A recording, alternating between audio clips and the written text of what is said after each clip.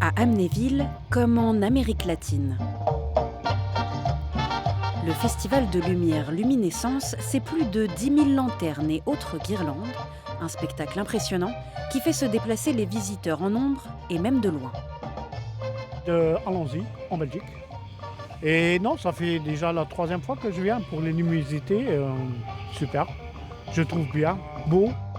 De la cordillère des Andes, en passant par le Mexique et les pyramides Inca, tous les visiteurs sont venus pour en prendre plein les yeux. C'est fantastique, magnifique, magique, c'est féerique, superbe. C'est votre première fois? Non, c'est la 2e fois et je viendrai autant de fois qu'il faudra. Ça fait déjà 2 fois qu'on fait le tour. Absolument merveilleux. C'est vraiment très très très beau, c'est dépaysant, c'est vraiment très très joli. Voilà, j'apprécie énormément. Magnifique, vraiment, j'ai pas envie de sortir. Voilà, ça c'est fait. On fait comment? J'aimerais bien leur parler, j'aimerais bien faire quelque chose, mais c'est trop magique. Vous voyez les yeux là? C'est les yeux d'une petite fille. Et si l'expérience est magique, c'est parce que c'est un vrai chantier technique. Tout doit être vérifié en permanence. Chacune des lanternes, c'est une alimentation électrique. Et chaque alimentation électrique va jusqu'à l'armoire. Et en fait, vous le dupliquez par le nombre de lanternes, par le nombre de guirlandes au sol. Ce qui fait qu'il y a un gros travail d'électricité justement pour faire les raccordements et les mises en service. Un travail minutieux préparé dès le mois d'août.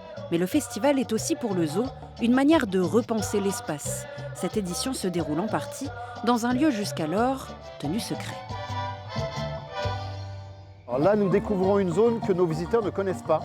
C'est une parcelle boisée qui appartient au zoo et qu'on a complètement aménagée pour luminescence. Donc il y a 600 mètres linéaires qui dépaysent complètement nos visiteurs. C'est un vrai pari aussi.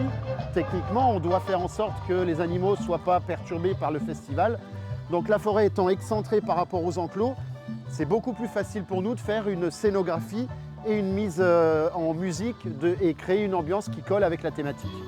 C'est la 4e année que le zoo propose Luminescence. Depuis ses débuts, la fréquentation est passée de 70 000 à 160 000 visiteurs. Un pari réussi pour sa directrice. Pour nous, l'hiver, c'est beaucoup de charges et peu de visiteurs en face. Et le zoo ne fonctionne que sur les entrées visiteurs. On n'est pas subventionné, on n'est pas, voilà, on est tout seul. Donc c'est surtout des charges de chauffage, de nourriture des animaux, de soins, du personnel qui est là tout le temps. Et donc pour nous, Luminescence, c'est l'occasion de couvrir nos charges d'hiver. Voilà, globalement, c'est ça qu'il faut retenir. C'est grâce à Luminescence, on arrive à couvrir nos charges, là où historiquement, l'hiver, c'était plutôt une période où c'est très très compliqué parce que on dépensait beaucoup plus qu'on en rentrait d'argent. Faire vivre le zoo en période creuse, mais avec féerie, c'est l'objectif du projet Luminescence jusqu'au 29 mars 2026.